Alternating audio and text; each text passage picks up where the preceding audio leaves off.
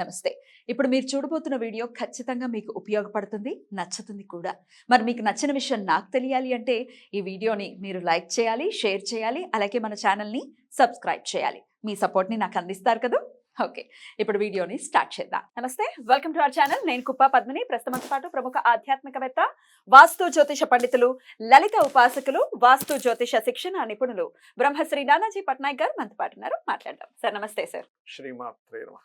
ఇక మీన రాశి వారికి ఎలాంటి రిజల్ట్స్ ఇస్తున్నారు సార్ ఈ గ్రహ సంచారం అనేది? ష్యూర్. మీన రాశి వారికి కనుక చూసుకుంటే ఇక్కడ సర్వసాధారణంగా మీనంలో రాహు ఉన్నాడు. అవును, జన్మలో. ఇప్పుడు ఎవరినైనా మీన రాశి వారిని అడగండి, ఎలా ఉందంటే అబ్బా నాకు అంత ఇమాజినేషన్స్ ఎక్కువైపోయాయండి, ఇప్పుడేం జరుగుతుందో అర్థం కావట్లేదు అంటారు. సార్ భయానకమైన పరిస్థితి అంటారా? ఎందుకంటే ఏలినాటి శని, రాహు ఎఫెక్ట్ అంతా చిత్ర ఎంత విచిత్రం. భయానకమైన పరిస్థితి ఉన్నా నేను ఒకటే నమ్ముతాను, అమ్మవారు ఉంది నాకేం కాదనుకున్నోడికి ఏమీ కాదండి. Right. ఏమీ కాదు అంటే ఏంటి, ఏ ఇబ్బంది ఉండదని నా ఉద్దేశం. Beautiful. నాకేంటి భయం, అమ్మవారు ఉంది, గ్రహస్థితి ఎట్లా ఉంటే ఏంటి అనుకున్న వ్యక్తికి అమ్మవారు దగ్గరుండి చేపట్టుకొని నడిపిస్తుంది ఆ వ్యక్తిని. Right. కాబట్టి నేను ఒకటే చెప్తా, అయ్యా నా గ్రహస్థితి ఎలా ఉంది, భయపడుతున్నా, ఎందుకు భయపడతావు, అమ్మవారు ఉందిగా అంట. Right. కాబట్టి ఏంటంటే రాహు ఇక్కడ ఉన్నందుకు ఇమాజినేషన్స్ ఇస్తాడు, Imagination. కానీ అమ్మవారిని తలుచుకుంటే ఏమవుతుందంటే ఇదంతా ఇమాజినేషన్ అని గుర్తించే ఆలోచన అమ్మవారు ఇస్తుంది మనకి. Right. Right. Correct. అనవసరంగా నేను భయపడుతున్నాను, అనవసరంగా నేను ఇబ్బంది పడుతున్నాను అనేటువంటి సిచ్యువేషన్స్ ని అమ్మవారు మనకి కలిగిస్తుంది. అది గుర్తుపెట్టుకోవాలి. సో మీనరాశి వారు, ఈ మీనరాశి వారికి 12వ స్థానంలో రవిశనులు స్టార్ట్ అవుతున్నారు. ఎప్పుడు ఆల్మోస్ట్ మార్చ్ 14th వరకు, అంటే ఫిబ్రవరి 14th నుంచి మార్చ్ 14th వరకు రవిశనులు 12th హౌస్ లో ఉంటున్నారు. అంటే ఇన్వెస్ట్మెంట్స్ విషయంలో మనం ఏదైనా స్ట్రక్ అయ్యే ఇన్వెస్ట్మెంట్స్ ఏమైనా పెడుతున్నామా అనేటువంటిది మనం పర్టికులర్ గా చూసుకోవాలి. ఆఫ్టర్ దట్ మార్చ్ మిడిల్ నుంచి కుజుడు కూడా వచ్చి చేరుతాడు అక్కడ. అందుకని ఒక్కొక్కసారి మనం పెట్టిన ఇన్వెస్ట్మెంట్ వల్ల ఘర్షణ వస్తుంది. అందుకని ఇన్వెస్ట్మెంట్స్ విషయంలో పర్టికులర్ గా జాగ్రత్తగా ఉండాలి.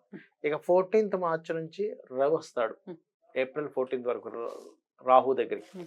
సో ఆ టైంలో ఏంటంటే 6th హౌస్ లార్డ్ వచ్చి లగ్నంలో కూర్చుంటున్నాడు. కాబట్టి పర్టికులర్ గా ఇక్కడ మనం అర్థం చేసుకోవాల్సింది, డైలీ లైఫ్ లో మనకి చుట్టూ ఉండేటువంటి గవర్నమెంట్ పీపుల్ కావచ్చు, ఫాదర్ కావచ్చు, తండ్రి తరపు వారు కావచ్చు, కొంచెం అధికారులతోని కొంచెం స్ట్రెస్ అనేటువంటిది ఇస్తుంది. సర్వసాధారణంగానే మీరు గమనించినట్లయితే మీన లగ్నంలో ఎవరైనా పుట్టారు అంటే వాళ్ళ లైఫ్ మొత్తం, వాళ్ళ లైఫ్ ప్యాటర్న్ మొత్తం తీసుకుంటే తండ్రి గురించి ఒక త్యాగం, తండ్రి గురించి ఆయన బాధపడ్డం, తండ్రితో ఉన్న లైఫ్, సినిమా మొత్తం ఒక తండ్రి కొడుకులు, మా నాన్నకి ప్రేమతో సినిమాలా ఉంటుంది ఉంటుంది. అది నాన్నకి ప్రేమతో ఉండొచ్చు, నాన్నతో గొడవ ఉండొచ్చు, నాన్నతో ఉండొచ్చు. ఆ ప్యాటర్న్ ఫిక్స్ అయి ఉంటేనే మీన లగ్నంలో పుడతాడు మనిషి. అదర్వైజ్ మీన లగ్నంలో పుట్టాడు, ఎందుకంటే తండ్రితో ఉండే లింక్ లో పుడతాడు. తండ్రి because of 6th lord is son కదా. 6th అంటే పూర్వజన్మ కర్మ, నువ్వు ఎవరితో ఎక్కువ కర్మ ఉందో వాళ్ళతో మీ జర్నీ ఉంటుంది. అట్లా అది. ఇప్పుడు కర్కాటక లగ్నం అనుకోండి, గురువు ఆధ్యాత్మికమైన కర్మ, ఒక్కొక్క దానికి ఒక్కొక్కటి. అందుకే నేను మేష లగ్నం వాళ్ళకి చెప్తాను, అయ్యా మీరు అప్పులు ఇవ్వకండి, ఇంక వాళ్ళ చుట్టూ తిరగడం మీ పని అవుద్దని చెప్తుంటాను. అలా అనమాట. ఎంత అక్యురేట్ గా చెప్తుంది సబ్జెక్ట్. చెప్తుంది. అయితే వీళ్ళు ఇంకొక చిన్న విషయం కూడా చూసుకోవాలి. మనం యాక్చువల్గా మనం చెప్పుకున్న సబ్జెక్ట్ రవి కుజులున్న కాంబినేషన్ బట్టి చెప్పుకుంటున్నాము. బట్ ఇక్కడ రాహుకి సప్తమంలో కేతు ఉన్నందుకు ఈ మధ్య కాలంలో వీరు చేసేటువంటి వివాహ నిర్ణయాలు కావచ్చు, అండ్ అలాగే పార్ట్నర్షిప్స్ విషయాలు కావచ్చు, కొంచెం చూసుకొని వెళ్ళాలి. ఇక రెమెడీ అంటారా, రవి రాహు కుజ శని కేతు గ్రహాల దగ్గర దీపారాధన చేయడం, చక్కగా దుర్గా దేవిని తలుచుకోవడం, ఎందుకంటే ఇమాజినేషన్స్ పెరుగుతాయని చెప్పుకున్నాం కాబట్టి ఓం దుమ్ దుర్గాయ నమః అనే నామస్మరణ చేయడం అన్ని విధాల ఉత్తమం. అద్భుతం సార్. సో మరి గ్రహ సంచారం కూడా ఒక్కసారి వివరంగా తెలియజేయండి సార్. దేశానికి ఎట్లాంటి రిజల్ట్స్ ఇస్తుందో కూడా ఒక్కసారి షూర్ సార్. ఈ రాశి వారికి ఎలా ఉండబోతోందో మీరైతే ప్రిడిక్షన్స్ అందించున్నారు, కానీ దేశవ్యాప్తంగా ఈ గోచార ఫలితాల వల్ల, అంటే ఈ సంచారం వల్ల ఈ గ్రహాలకి ఎలాంటి ఫలితాలు ఉండబోతున్నాయి దేశవ్యాప్తంగా కూడా ఒక్కసారి చెప్పండి. అసలు అలాగే గ్రహ సంచారం గురించి కూడా ఒక్కసారి చెప్పండి. షూర్.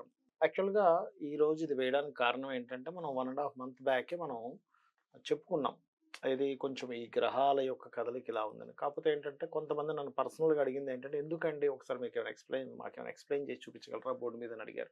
అందుకని చెప్తున్నాను.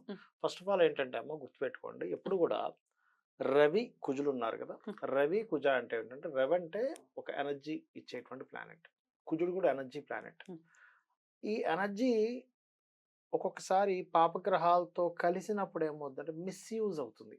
ఒక కత్తి మనం చక్కగా కూరగాయలు కోసుకొచ్చి ఆపరేషన్ చేయొచ్చు, కానీ ఇంకో రకంగా కూడా వాడతారు అదే కత్తిని.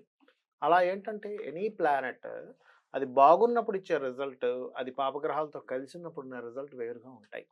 మనకి ముండేన్ ఆస్ట్రాలజీ అంటారు, మైథుని జ్యోతిష్యం అంటే దేశవ్యాప్తంగా దేశాల్లో ఎటువంటివి జరుగుతాయి ఏమిటనేటువంటిది ఇది ఇక్కడే కాకుండా మనకి రామాయణ మహాభారతాల్లో కూడా ఉంది. అందుకని నేనేం చెప్తున్నానంటే స్పెసిఫిక్గా ఈ రవి కుజుడు వీటి మీద నుంచి ప్రయాణం జరుగుతుంది ఈ 3 నెలలు. ఎలాగా కుంభం నుంచి మీనము మళ్ళీ మేషంలోకి వెళ్తారు.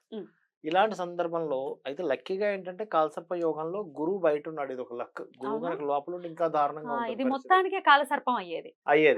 గురువు ఒక బయట ఉన్నాడు కాబట్టి కొంతవరకు జీవులు కొంత సేఫ్ లో ఉంటారు, కానీ జాగ్రత్త ఉండాలి ఏ విషయాల్లో. రవి గవర్నమెంట్ కారకుడు, అధికారులకు కారకుడు, సీఎంలకి పిఎంలకి వీళ్ళ కారకుడు. కాబట్టి గవర్నమెంట్ రిలేటెడ్ సంబంధించిన విషయంలో రాజుల మధ్యన గొడవలు పెరగడం. ఎందుకంటే మనకు నెక్స్ట్ రాబోయే ఉగాదికి కూడా ఏంటంటే రాజు కుజుడు అవుతున్నాడు. కుజుడు రాజు అవుతే ఎలా ఉంటుంది అంటే, కుజుడు అంటే ఏంటి, యుద్ధం, అధికారాన్ని చూపించుకోవాలి, నా లీడర్షిప్ నేనేంటో నిరూపించుకుంటాను, ధైర్యంగా నేను యుద్ధానికి నేను రెడీ అన్నట్టుగా ఉంటుంది. అందుకని ఏమిటి, ఎప్పుడైతే ఈ కుజుడు ఎగ్జాల్టెడ్ పొజిషన్లో ఉన్నంతసేపు ఓకే, ఎగ్జాల్టెడ్ పొజిషన్ నుంచి ఇక్కడికి మారుతాడు 24వ తేదీ 4వ నెల నుంచి, అప్పటి నుంచి ఇంకా తీవ్రంగా ఉంటుంది. అదేవిధంగా ఇప్పుడు ఆల్రెడీ ఫిబ్రవరి 14th నుంచి రవి ఆల్రెడీ శనితో కలిసిపోయాడు ఇక్కడ. అందుకని ఏంటి, పర్టికులర్గా ఇక్కడ జరిగేటువంటి విషయాల్లో కొంచెం లీడర్స్ మధ్యన గొడవలు, పోలీస్ డిపార్ట్మెంట్ సంబంధించిన విషయంలో కొంతవరకు స్ట్రెస్ పెరగడం కానీ, డిఫెన్స్ మిలిటరీ వాళ్ళకి ఇబ్బంది రావడం కానీ, మత కల్లోలాలు జరగడం కానీ, ఇటువంటివి ఎక్కువగా మనకి ఎప్పటి వరకు ఉంటాయి, 2వ తేదీ 6వ నెల వరకు ఉంటాయి. ఇది ఆల్రెడీ ఫిబ్రవరిలో స్టార్ట్ అయిపోయింది, ఫిబ్రవరి 1st నుంచే స్టార్ట్ అయింది. ఎందుకంటే ఇక్కడ కుజరవులు కలిసారు ఆల్రెడీ, ఇక్కడ ఒకసారి రవి కుజ ఇద్దరు ఎనర్జీని ఇచ్చే ప్లానెట్స్ కలిసారు ఇక్కడ. కాకపోతే ఇక్కడ ఈ పాపగ్రహాలతో వెళ్ళి కనెక్ట్ అవ్వడం అనేటువంటిది ఇంకొంచెం జాగ్రత్తగా ఉండాలి. సో మరి ఇక్కడ మనం ఇండియాలో ఉన్న వాళ్ళు ఉంటారు, వేరే వేరే దేశాల్లో ఏదైనా యుద్ధ సంబంధించినటువంటి పరిస్థితులు ఉంటాయి.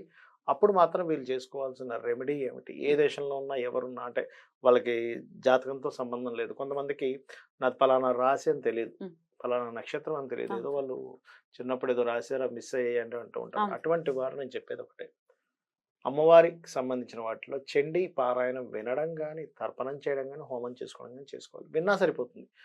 ఆ దేశాల్లో చేసేవాళ్ళు ఉండకపోవచ్చు ఒక్కోసారి. లేదా శ్రీమాత్రే నమః రక్షణ ఇస్తుంది. దగ్గరలో గనక ఏదైనా గోశాల ఉంది, ఇండియాలో ఉన్నారు గోశాల ఉంది, గోవులకి బెల్లము క్యారెట్లు తినిపిస్తే మంచిది, గోధుమ రవ్వ కూడా తినిపిస్తే ఇంకా మంచిది. అండ్ అదేవిధంగా నవగ్రహాలు ఉన్నాయనుకోండి, రాహువు కేతువు, రాహు కేతు కుజ రవి, ఈ 4 గ్రహాల దగ్గర దీపారాధన కనుక చేసినట్లయితే సిచ్యువేషన్స్ ఎలా ఉన్నా సరే వీళ్ళ మీద ఎఫెక్ట్ అనేటువంటిది ఉండదు. సో జాతకం లేని వాళ్ళకి, అసలు మాకు తెలియదు అనుకునే వాళ్ళకి మీరు ఇప్పుడు చెప్పినటువంటి రెమెడీ చాలా హ్యాపీగా పనిచేస్తుంది. ఎందుకంటే ఇప్పుడు జాతకం లేదు, రాయలేదు, నా లగ్నం తెలియదు, నా రాశి తెలియదు, ఏం చేయాలనేటువంటిది ఉంటుంది కదా. ఇప్పుడు ఇన్ని గ్రహాలకు మీరు ఆరాధన చేయమంటున్నారు కాబట్టి బ్యాలెన్స్ అవుతుంది, ఖచ్చితంగా బ్యాలెన్స్ అవుతుంది. సో ఇవి జాగ్రత్త తీసుకోవాలి. ముఖ్యంగా కొంచెం అల్లకల్లోలంగా ఏర్పడేటువంటి సిచ్యువేషన్స్ ఉంటుంటాయి కాబట్టి కొంచెం జాగ్రత్తగా ఉండవలసిన సిచ్యువేషన్స్ ఉన్నాయి ముఖ్యంగా. ఎందుకంటే రాహు ఇక్కడ ఉన్నప్పుడు ఏంటంటే మన హైందవ ధర్మ సంబంధించిన సనాతన ధర్మాన్ని కాపాడుకునేటువంటి పరిస్థితి అంటారు దీన్ని. ఎందుకంటే రాహు ఇక్కడ ఉంటూ సాటర్న్ యొక్క ట్రాన్సిట్ ఇలా మళ్ళీ ఇక్కడ వరకు వెళ్తుంది. అంటే ఈ రాశిని, దిస్ ఇస్ ద రాశి, ఈ రాశి ఏంటంటే సనాతన ధర్మ సంబంధించిన రాశులు అంటారు రెండింటిని, గురు రాశులు. దాని మీద ఎప్పుడైనా రాహు సంచారం జరిగేటప్పుడు మనం ఆల్రెడీ 1.5 month బ్యాక్ కూడా వస్తాను నేను. సో శని వెళ్తున్న దాని మీద ఇటువంటి సిచ్యువేషన్స్ వస్తుంటాయి కాబట్టి ఈ విషయంలో జాగ్రత్తగా ఉండాలి. చాలా అద్భుతంగా మాకు తెలియజేశారు సార్. ద్వాదశ రాశులకి కూడా ఈ గ్రహ సంచారం ఎలాంటి ఫలితాలను ఇస్తుంది, ఇంచుమించు June 2 వరకు కూడా ఈ రిజల్ట్స్ ఉంటాయి అని చెప్తున్నారు. కాబట్టి చెప్పినటువంటి పరిహారాలు అందరూ కూడా పాటించుకుని అమ్మవారి ఆరాధన విశేషంగా చేసుకుంటూ అందరూ సురక్షితంగా ఉండాలి, మానసిక ప్రశాంతత ఉండాలని మనస్ఫూర్తిగా కోరుకుంటూ కృతజ్ఞతలు సార్. నమస్కారం. శ్రీమాత్రే నమః.